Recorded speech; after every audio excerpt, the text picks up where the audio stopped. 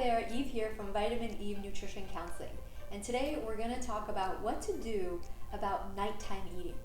That eating that happens at night, and I'm so excited to talk about this. And before I begin, I just want to thank you all for being a part of my world, for subscribing, for your comments. I love everyone. I try to answer every single one, so thank you so much for being here.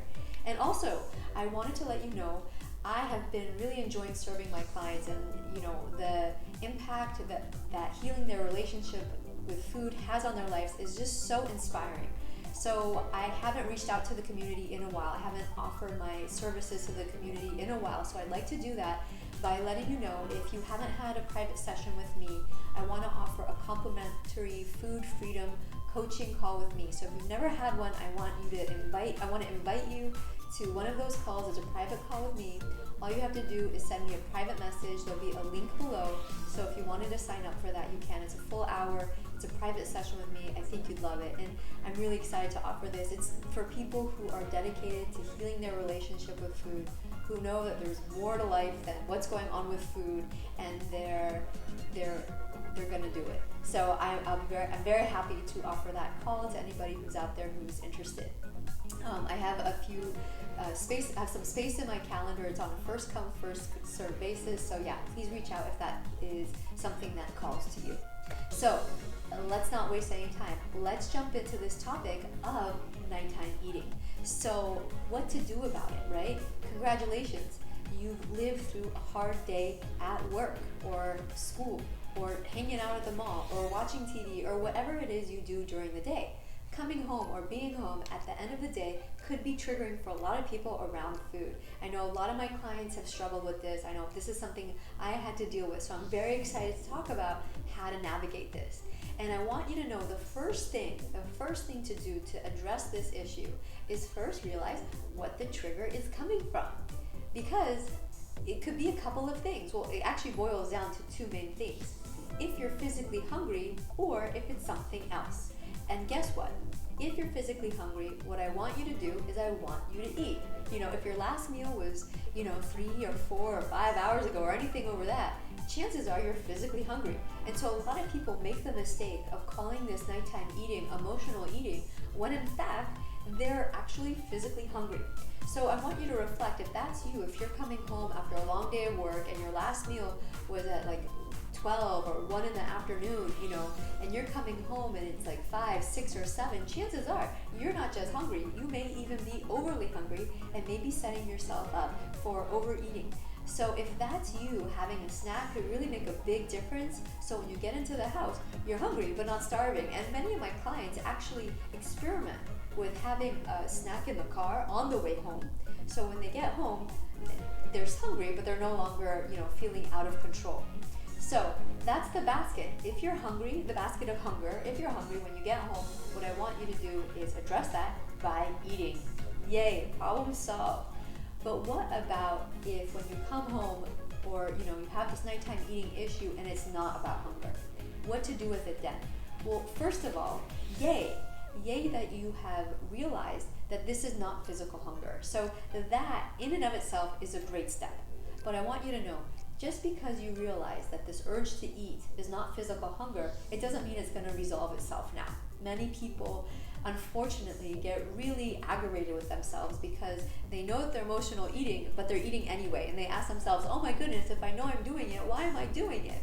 Well, it's not that easy, but realizing that you're eating emotionally is a very important step. So I just want to congratulate you if you're one of those people who recognize that now. Because what I want to talk about are some strategies that could be helpful on how to address this. Because if that's you and you realize that you're eating emotionally at the end of the day, your next step is to start to uncover what might be triggering that. And I'm going to share some client examples about what was triggering that and what they did to address it. Because you got to know what's triggering that eating, so you know how to address it. And I have some notes here so I don't miss anything, and I can include, everything I want to share. Okay, so we're back. A client example is after a long day of work, she needed to wind down. And by the way, you can need to wind down even if you're not working. I mean, if you're out having fun and it's exciting, you may even need to wind down after that, So the need to wind down occurred for her when she would come home And again, she would use food to help her soothe herself. But instead, when we realized that that's what she needed, she created a creative idea. I love what she did, is she had her couch as her sanctuary. So when she would come home and she needed to wind down at the end of the day, instead of going to the kitchen, she would go to her couch. And on her couch, she had her favorite book. She had something comfortable to change into, so it became something that she looked forward to. And she sat on her book, on her couch, and she read, and that really centered her and gave her what she needed. What if you're feeling sleepy? That's another common thing. And hey, I don't blame you. Feeling sleepy could feel uncomfortable because, it's finally nighttime, it's finally quiet. It might be the first time in the day that it's like settled around you and it's time for you. So many people, when they're feeling sleepy at this time, it's kind of annoying because they want to hang out longer or they want to, be with themselves longer. So if that's you, I want you to know it's okay.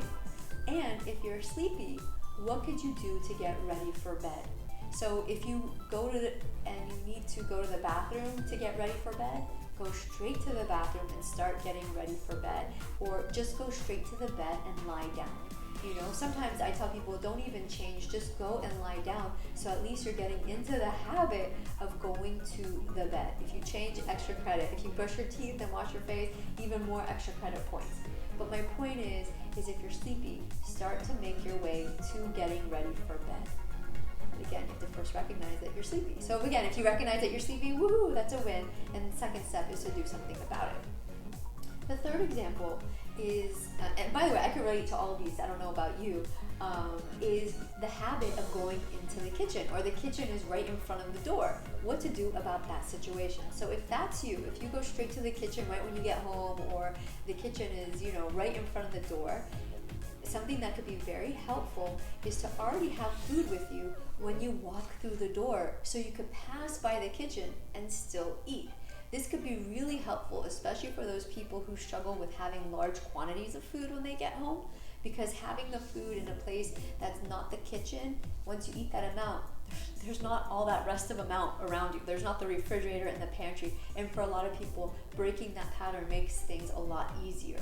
I know this is not for everybody, but for some people, if going into the kitchen is triggering in and of itself, having food already when you walk through the door and going somewhere else to eat it can be very helpful, because you get to bypass that kitchen.